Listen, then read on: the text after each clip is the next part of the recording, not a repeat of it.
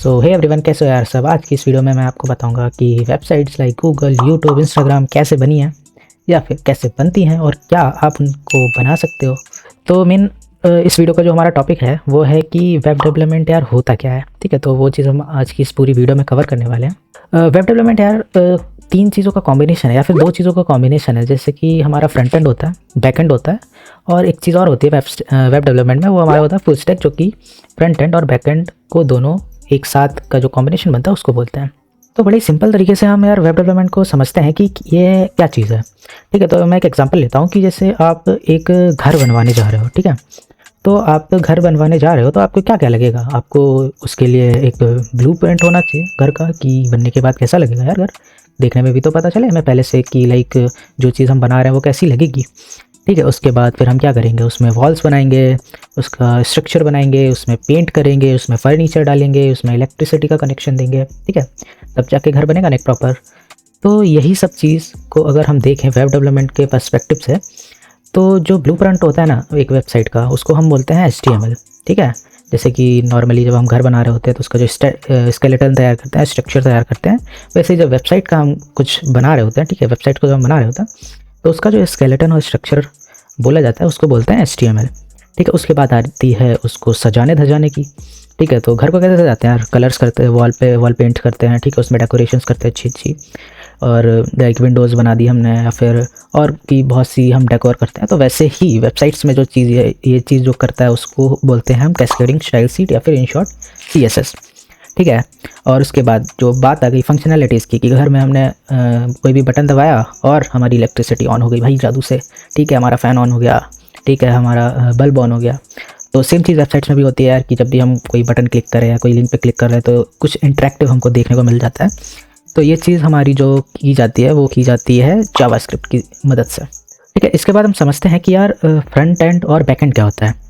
ठीक है, तो जो HTML और CSS है ना, वो फ्रंट एंड का पार्ट होता है। इवन जावास्क्रिप्ट भी फ्रंट एंड का पार्ट होता है, बट जावास्क्रिप्ट को हम एज ए बैक एंड भी यूज़ करते हैं। ठीक है, तो जैसे मैंने आपको समझाया कि घर के जो खिड़की दरवाजे हो गए, ठीक है, डिज़ाइन हो गया, वो फ्रंट एंड है। और जो उसकी फंक्शनैलिटीज़ हो गई, जैसे मैंने बताया आपको इलेक्ट्रिसिटी। ठीक है, तो इलेक्ट्रिसिटी घर की जो है वो एक बैक एंड का पार्ट है। उसमें आपको ये नहीं पता है कि लाइक आप बटन दबाओगे तो बल्ब कैसे जल जा रहा है, आपने तो बस बटन क्लिक किया ना और बल्ब जल रहा है।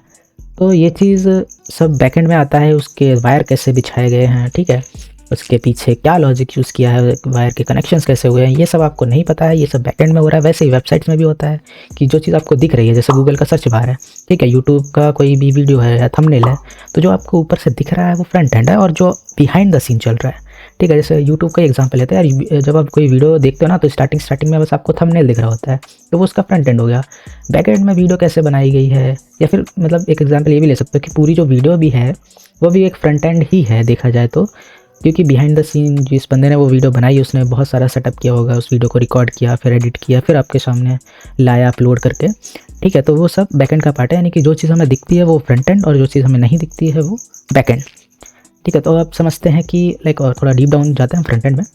तो फ्रंट एंड को हम कैसे समझ सकते हैं, तो फ्रंट एंड तीन चीज़ों का कॉम्बिनेशन होता है मेनली, HTML, CSS और जावास्क्रिप्ट। ठीक है, इसके अलावा भी बहुत सारे फ्रेमवर्क्स आते हैं, जैसे जावास्क्रिप्ट का फ्रेमवर्क हमारा रिएक्ट हो गया, ठीक है, एंगुलर हो गया गूगल का। तो बट वो चीज़ थोड़ा आगे चल के, मतलब आप जब आपको ये HTML, CSS, JS की नॉलेज हो जाएगी, उसके बाद आपको ये चीज़ें ऑटोमेटिकली पता चलने लगेगी कि और HTML, CSS में क्या क्या चीज़ें हम चीज़ कर सकते हैं। ठीक है, CSS का भी एक फ्रेमवर्क होता है जैसे कि टेलविंड। ठीक, तो ये तो हो गई बात हमारी फ्रंट एंड की। तो हाँ, अभी एक एग्जांपल लेते हैं, जैसे कि ये मैंने एक कोड लिखा हुआ है, आपको स्क्रीन पर दिख रहा होगा। ठीक है, तो इससे एक्सप्लेन करता हूँ, एक सेकंड आपको। ठीक है, हाँ, तो ये जो कोड है ना, तो इसमें जैसे कि ये मैंने एक HTML का डॉक्यूमेंट लिखा हुआ है, ठीक है, जिसमें थोड़ी सी जावास्क्रिप्ट यूज़ हुई है, CSS इसमें यूज़ नहीं हुई है। ठीक, तो अभी हो सकता है आपको ये कुछ भी समझ ना आ रहा हो कि ये क्या भाई, क्या भयंकर चीज़ लिखती है तुमने। ठीक है, तो कोई दिक्कत की बात नहीं है इसमें, ये चीज़ आपको समझ में आएगी जब आप CSS और HTML, जावास्क्रिप्ट चीज़ें ये सब सीखोगे। तो फिलहाल के लिए एक सिंपल वे में समझते हैं कि इसमें हुआ क्या क्या। इसमें मैंने टाइटल डाल रखा है, H1 जो हेडिंग टैग होता है, मतलब जो हेडिंग को लिखने के लिए यूज़ होता है, उस पर मैंने एक हेडिंग डाल रखी है। ठीक है, एक पैराग्राफ लिख रखा है। या फिर यार कोड से भी बेटर होगा कि मैं आपको इसका सीधा एग्जांपल दिखाता हूँ कि ये कोड कर क्या है एक्चुअल में, ज़्यादा अच्छे से आपको चीज़ें समझ में आएंगी। Let me switch this screen. हाँ, तो जैसे कि आप यहाँ पे देख रहे हो कि यहाँ पे मुझे तीन चीज़ें दिख रही हैं। एक मेरी भाई टॉप हेडिंग है, और एक कुछ तो लिखा है पैराग्राफ कि see magic click the button to see magic, ठीक है। उसके बाद हमारे पास एक बटन है। तो ये चीज़ जो आपको दूर से दिख रही है ना, ये पूरा एक HTML के थ्रू ही बनी हुई है, इसमें कोई भी CSS यूज़ नहीं है। मतलब देखने में ही पता लग रहा होगा ना कि इसमें कुछ भी डिज़ाइनिंग नहीं हुई है। तो अब जावास्क्रिप्ट की बात आती है, जावास्क्रिप्ट क्या होता है? तो जावास्क्रिप्ट देखो दिखाता हूँ, तो भाई मैजिक दिखाते हैं बटन पर क्लिक करके।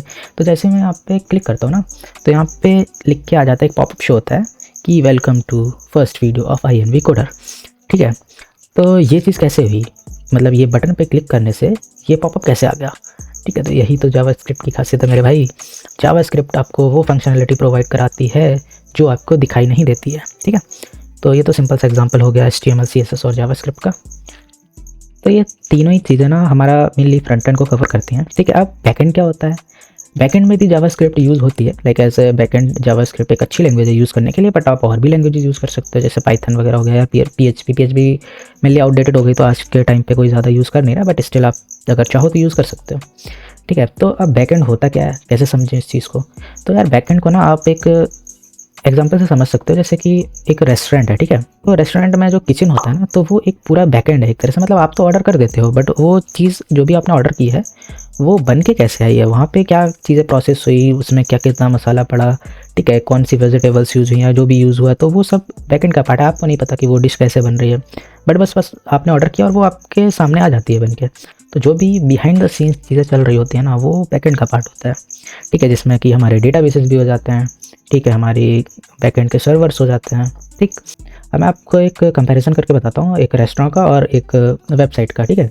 तो जैसे आप एक रेस्टोरेंट में एंटर हुए, ठीक है, यहाँ पे आप वेबसाइट के URL पे एंटर हुए, फिर आप गए, आप जाके टेबल पे बैठ गए और आपने ना मेनू कार्ड उठाया और आप मेनू कार्ड देखने लगे। वैसे ही एक वेबसाइट में क्या होता है कि आप वेबसाइट स्क्रॉल करते हो, जैसे इंस्टाग्राम आप स्क्रॉल कर रहे हो, ठीक है, आप उसकी चीज़ों को एक्सप्लोर कर रहे हो, तो वो एक वेबसाइट का मेनू कार्ड काइंड ऑफ आप मान सकते हो कि आपने अगर ऊपर देखा भी होगा तो मेनू का एक अलग से सेक्शन भी होता है, जैसे about, contact and like this. तो वहीं पे अब अगर आप रेस्टोरेंट पे आ जाओ, तो आपने जब मेनू कार्ड देखा, अब आपको कुछ चीज़ें पसंद आई, ठीक है। मान लो आपने पिज़्ज़ा ऑर्डर करना है, ठीक।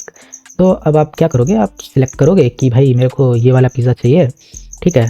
अब वेटर को बुलाओगे और वो आपका ऑर्डर एक्सेप्ट करेगा, मतलब जो भी आपको मंगाना है।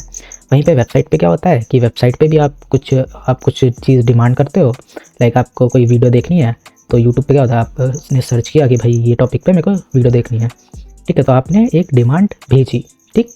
तो अब वेटर क्या करेगा, वेटर आपकी जैसे रेस्टोरेंट के केस में, तो वेटर आपका जो ऑर्डर है वो लेके जाएगा किचन में, ठीक है, शेफ़ के पास।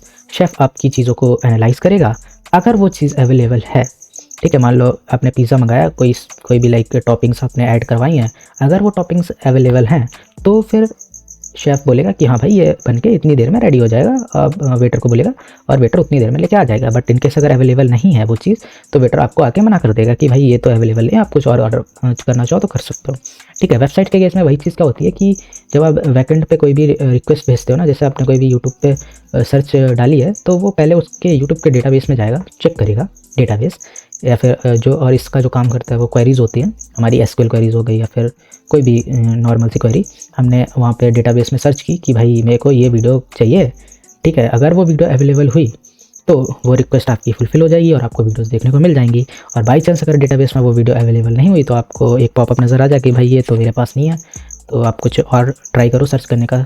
तो यही सिंपल से एग्जांपल है, ठीक है। और इसमें जैसे वेटर एक रेस्टोरेंट में क्या रोल होता है कि भाई तुम्हारी रिक्वेस्ट को बैकएंड तक ले जाना है और फिर बैकएंड से या फिर किचन से आपका ऑर्डर लेके आना है, ठीक है। वैसे ही जो वेबसाइट होती है ना, वेबसाइट पे ये काम करती है हमारी APIs, ठीक है। APIs क्या करती है कि जो भी आपकी रिक्वेस्ट है उसको वो लेंगी, लाइक जो भी आप डिमांड करना चाहते हो, फिर वो जाएंगी डेटाबेस को क्वेरी देंगी कि भाई ये चीज़ ला के दे दो, अगर अवेलेबल हुई तो आ जाएगी, नहीं हुई तो नहीं आएगी, ठीक है। तो ये सिंपल सा पार्ट है हमारे बैकएंड डेवलपमेंट का।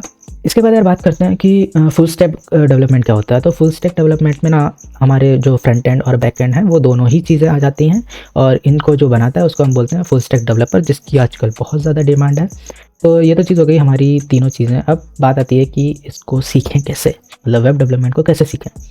तो इसमें यार जैसे मैंने बताया कि 3 चीज़ें होती हैं, HTML, CSS और जावास्क्रिप्ट इनिशियली, मतलब जो आपका फर्स्ट स्टेप है ना कि वेब डेवलपमेंट की दुनिया में पहला कदम रखना चाहते हो तो उसके लिए आपको HTML, CSS, जावास्क्रिप्ट, जो कि आपका टोटल इन टोटल देखा जाए अगर बस बेसिक सीखोगे तो 1 महीने में कवर हो जाएगा। ठीक है, मतलब 1 महीने में आप इतना सीख लोगे कि आप एक बेसिक वेबसाइट बनाना सीख जाओ।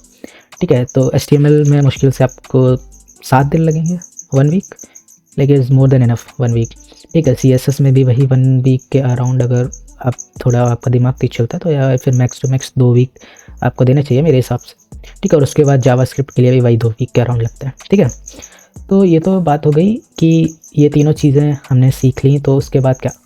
ठीक है, तो ये तीनों चीज़ें सीखने के बाद आप प्रैक्टिस करो यार, जितनी ज़्यादा प्रैक्टिस करोगे उतनी ज़्यादा आपको चीज़ें समझ में आएंगी। ज़्यादा टाइम मत लगाना इन चीज़ों को, लाइक सिर्फ देखने से कुछ नहीं होने वाला है। मैंने भी बहुत टाइम लगाया था यार इन चीज़ों के बस देखने में, वीडियोस देखने, आधा एक क्रिएटर का वीडियो देख रहा हूँ फिर दूसरे का देख रहा हूँ। ठीक है, तो जितना हो सके ट्राई करना कि आप खुद से प्रैक्टिस करो, भले ही कुछ भी अगर नहीं समझ में आ रहा है फिर भी ट्राई करना कि यार कहीं से देख कर ही टाइप करो, पर टाइप करना, जब तक आप टाइप नहीं करोगे आपको चीज़ें नहीं बनेंगी। ठीक है, तो क्या क्या चीज़ें कर सकते हो यार, अगर आपको ये चीज़ें आ गई हैं तो आप एक सिंपल सा अपना खुद का पोर्टफोलियो बना सकते हो। ठीक है, कोई भी टू डू ऐप बना सकते हो इनिशियली, अब फिर बाद में तो बहुत कुछ है भाई, वेब डेवलपमेंट कभी ख़त्म नहीं होने वाली चीज़ है।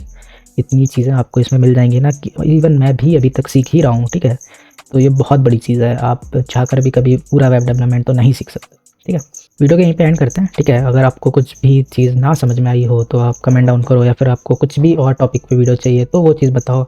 आपको चाहिए अगर कि यार मैं HTML, CSS, जावास्क्रिप्ट से रिलेटेड कुछ आपको कंटेंट प्रोवाइड करूँ, वो चीज़ भी आप कमेंट कर सकते हो। ठीक है, मैं देखता हूँ कि मैं कितना आपको बता सकता हूँ चीज़ें सिंपल वे में, एज सिंपल एज पॉसिबल। ठीक है, तो यार वीडियो को यहीं पे एंड करते हैं। होप सो कि आपको ये वीडियो पसंद आई होगी। अगर पसंद आई हो तो do like, share and subscribe. Bye bye.